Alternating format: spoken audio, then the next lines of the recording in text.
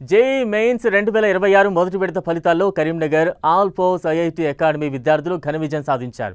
విడుదలైన ఫలితాల్లో విద్యార్థిని సిహెచ్ లక్ష్మీ హాసిని 99.94%తో అగ్రస్థానంలో నిలవగా వి శ్రేయస్ రెడ్డి 99.83, కె ధనుష్ 99.82, పటేల్ అక్షయ 99.74 అత్యుత్తమ ప్రతిభ కనబరిచారు.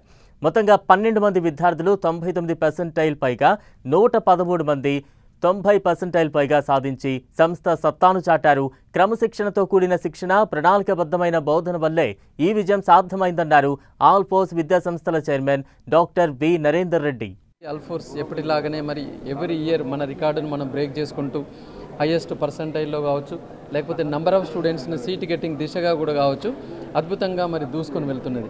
ఈ సంవత్సర ఫలితాల్లో చూసుకున్నట్లయితే కూడా మనం హైయెస్ట్గా లక్ష్మీ హాసిని అని ఇక్కడ ఉంది అమ్మాయి కరీంనగర్ మన student all four junior college tiny touts అమ్మాయి 99.94% తోటి లాస్ట్ ఇయర్ మనం సాధించిన 99.90ని బ్రేక్ చేస్తూ అమ్మాయి మరి చాలా అద్భుతమైన పర్ఫార్మెన్స్ను చూపించడం జరిగింది.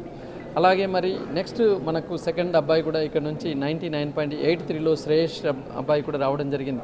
ఈ ప్రకారంగా 99% అండ్ అబోవ్లో చూసుకున్నట్లయితే 12 మంది చిన్నారులకు మంచి పర్సంటైల్ రావడం జరిగింది.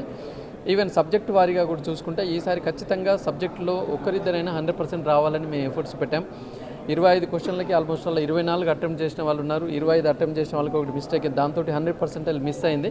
కానీ మనకు 99.96% కెమిస్ట్రీలో మ్యాథమెటిక్స్లో రావడం జరిగింది. అంటే జస్ట్ ఒక క్వశ్చన్ తప్ప మిగతా అన్ని కూడా 100% చేసి వచ్చారు. ఈవెన్ ఫిజిక్స్లో కూడా మరి 99.94% రావడం జరిగింది. సో ఏదేమైనా ఈ రిజల్ట్ అద్భుతమైన రిజల్ట్ అని నేను భావిస్తున్నాను. 90% అబోవ్ చూసుకున్నట్లయితే 113 మంది చిన్నారులు ఇక్కడ మనకు కనబడుతున్నారు. 113 స్టూడెంట్స్కి 90% అండ్ అబోవ్ రావడం జరిగింది. ఇది సెషన్ 1 మాత్రమే. మళ్ళీ వీళ్ళందరూ కూడా సెషన్ 2 అప్లై చేస్తుంటారు.